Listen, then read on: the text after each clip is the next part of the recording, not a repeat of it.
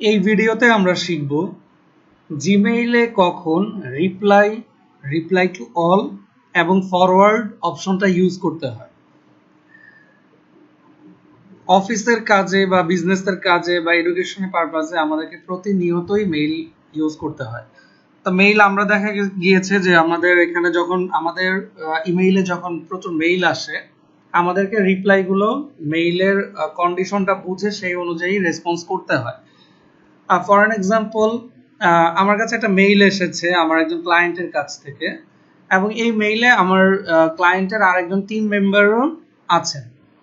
That means তারা দুইজনই এই মেইলটাতে আছেন। তো মেইলটা পেয়ে আমি এখন চাচ্ছি যে এই মেইলটা রিপ্লাই দিব। তো আমি যে রিপ্লাইটা করব, এই রিপ্লাইটা করব কাকে করব, কি কন্ডিশন, এগুলোর উপরেই আসলে ডিপেন্ড করে আমরা কখন রিপ্লাই ইউজ করব, আর কখন রিপ্লাই টু অল ইউজ করব, আর কখন ফরওয়ার্ড ইউজ করব। সো আমি যদি একটু আপনাদেরকে দেখাই, ডিটেলসে দেখেন, আমাকে এই মেইলটাতে আছে জেসন, আছে টিয়েরা, আর আছে আমি। দ্যাট মিনস আমরা তিনজন আছি। তো আমি চাচ্ছি যে এই মেইলটা আমি এখন রিপ্লাই করব যে আমাকে পাঠিয়েছে তাকে। এই মেইলটাতে যে সিসিতে আছে তাকে আমার পাঠানোর দরকার নেই। দ্যাট মিনস আমাকে মেইলটা পাঠিয়েছে জেসন, আমি চাচ্ছি মেইলটার রিপ্লাইটা জেসনকেই দিতে। সিসিতে যে আছে টিয়ারা, আমি চাচ্ছি না তাকে এই মেইলটার রিপ্লাই দিতে, সে জানুক যে আমি জেসনকে কি দিচ্ছি।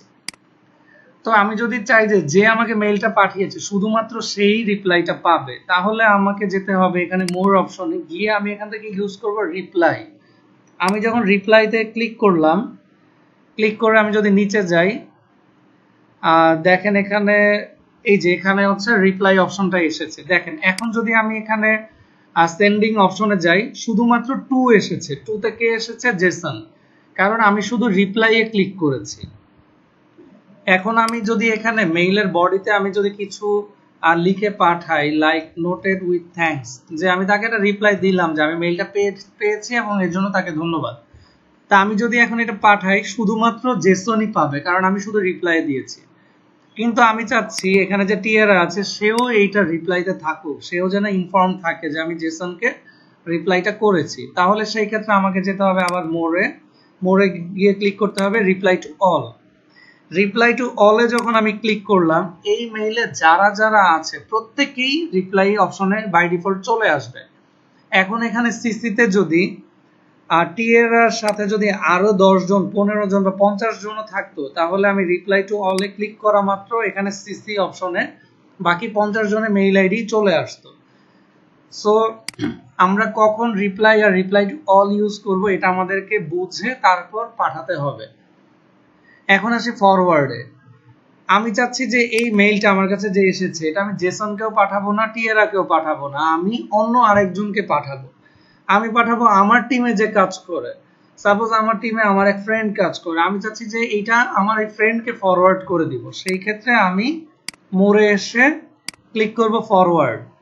ফরওয়ার্ডে যখন আমি ক্লিক করলাম, দেখেন নিচে এসে আমি দেখতে পাচ্ছি কি টুতে এখানে কারো মেইল আইডি নাই। দ্যাট মিনস আমি ক্লিক করেছি ফরওয়ার্ডে। সো আমার মেইলে যারা ছিল তাদের কারো আইডি এখানে আসবে না। সো আমি এখন ফরওয়ার্ড করে দিচ্ছি আমার যে টিম মেম্বার, তাকে আমি এখন এটা ফরওয়ার্ড করে, ফরওয়ার্ড অপশনে আমি যদি এখন সেন্ড করে দিই, তাহলে এটা আমি যাকে টুতে দিয়েছি সে পাবে। সো এই মেইলে যে দুইজন ছিল জেসন আর টিয়েরা, তারা এটার কোনো নোটিফিকেশন পাবে না যে আমি তাদের মেইলটা অন্য এক জায়গায় ফরওয়ার্ড করেছি। তো আশা করি আপনারা বুঝতে পেরেছেন যে আমরা একটা মেইলে কখন আমরা রিপ্লাই দিব, কখন আমরা রিপ্লাই টু অল দিব, এবং কখন আমরা মেইলটা ফরওয়ার্ড করব। Thank you.